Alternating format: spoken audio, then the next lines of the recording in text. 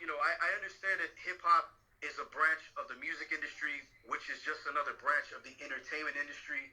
So that being the case, I'm probably not going to be able to make the album I want and get beats from the producers I want and get features from these people because I don't have the budget and they're not knocking on my door.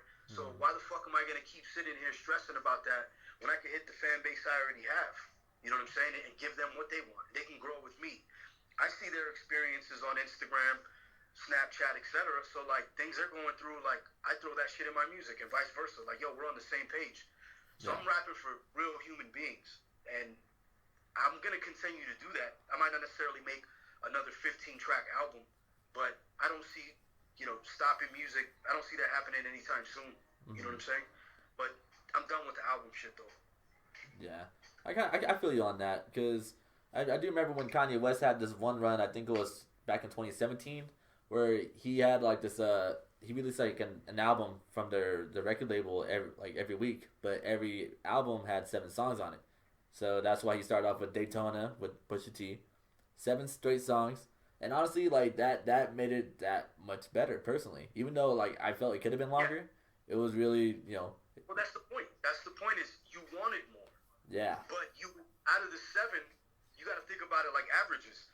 Out of the 7 songs, you probably like 5, and that's a good batting average. You know what I'm saying? Yeah. 5 out of 7 is great. You do 17 songs and people like 4.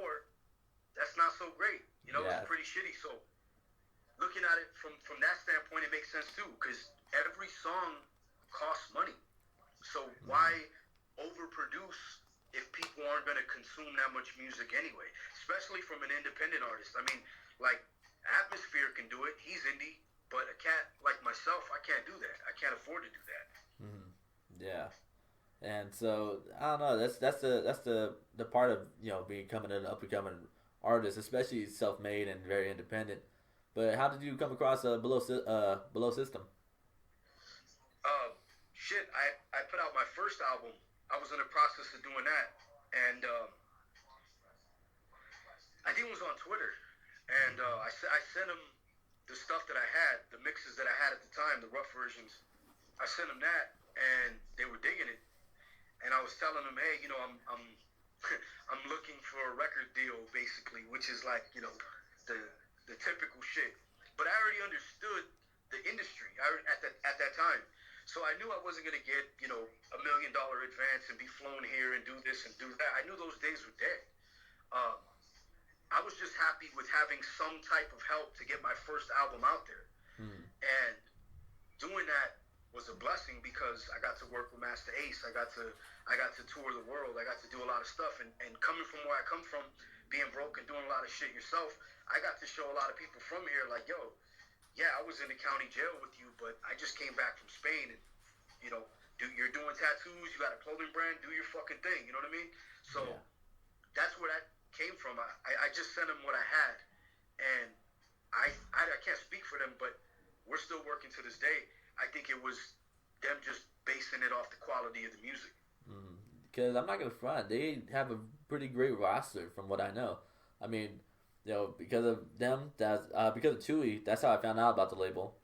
And then, of course, you have Triz on there, and you have, all these different types of talent. And I think that's really great because it's like a TDE type of thing where you guys have like a strong, rock, set of team. Yeah, that's your your core. And you know what?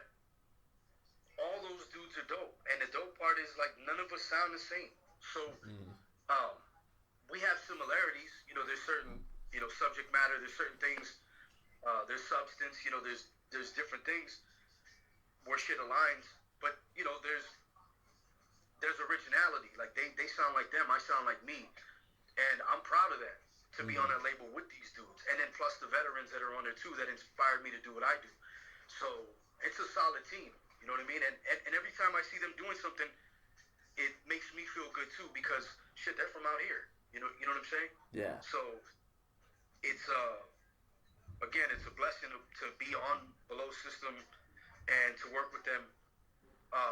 And they've helped me and then all the artists that I'm on there with because they're putting out quality music and shit. Honestly, like I'm trying to catch up to Chewie and Triz. Like their catalog is insane. You know what I'm saying? Exactly. Like, cause honestly, when I got the interview with Chewie, Yeah, I feel like I talk about him every interview, but it's like kind of hard because we're on this lockdown, and so it's only been like 2 weeks since then. But I remember when I did my research on him, I did not know how many fucking albums or mixtapes that dude even had, and so Yeah. it's like impossible to go through all of them in such a short amount of time. But Well, it's and quarantine, so you can't now. oh Yeah. yeah, exactly. You definitely have a lot of time. But like even with yourself, like I remember trying to like do my research, and you've worked with so many fucking people, and it's like great because the reason why I kind of like featured tracks is because even for the artist that is the one owning it, they have to show up and they have to not get killed on their own shit, and Yeah. that's like having like you can't just be like an up and comer and have Eminem on your song because now they're like, oh damn, you heard Eminem's new song and it's on your album, you know what I'm saying? So it just gets robbed Yeah. from you. But you hold your Yeah. ground on the ones I like for sure. Thank you. Yeah, I think that was something that my homie Izzy pretty much kind of instilled in me. He was like, I had put out projects, no one was really on them other than the homies, and he's like, look, it's time to step it up because I was doing MC battles, and I battled some pretty well-known cats that are known to this day that Such are as? huge in the battle leagues. Like And any of them you would like to like mention? I mean, like, I battled Disaster. That's probably the most Jesus well-known. Christ. That's fucking brutal. Yeah, this is back when we were doing like dive bars. You couldn't fit more than like 60 people in there. And then a bunch of other people that did pretty well in the battle circuit. Yeah. But at the time, it was like, okay, you prove you can rap. You're doing songs, but now do songs with people that can rap. Yeah. And I was like, oh shit, okay, because it makes you step up your game as far as being a writer. So sitting there writing a verse where I got to rap alongside Raz Kaz or King Magnetic or Master Ace or whoever, and it forces you to get better or get the fuck out the way. So it's kind of like, baptism by fire. And I always try to come through. I don't half step, so I'm not just gonna bullshit my way through the verse and disappoint people. You know what I'm saying? Yeah. Because I'm embarrassed. And I know that these guys are coming on there and they're coming from my head. So you got to do the same because that's how hip hop gets better. That's how the quality stays the same. Is rhyming alongside these dudes. Not only do you not want to embarrass yourself, but you want to make a great fucking record too. You know? Yeah, exactly.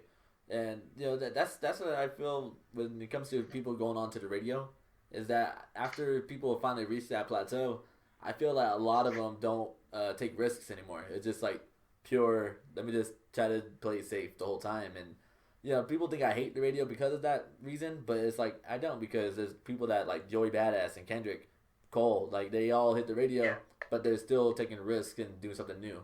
They're giving it a try. And so that's why I like the up and comers, and I'm always trying to stay focused on the new people, because it's like they're trying to get your attention still, and they're gonna be taking risks as much as they can to get there, and I love it. And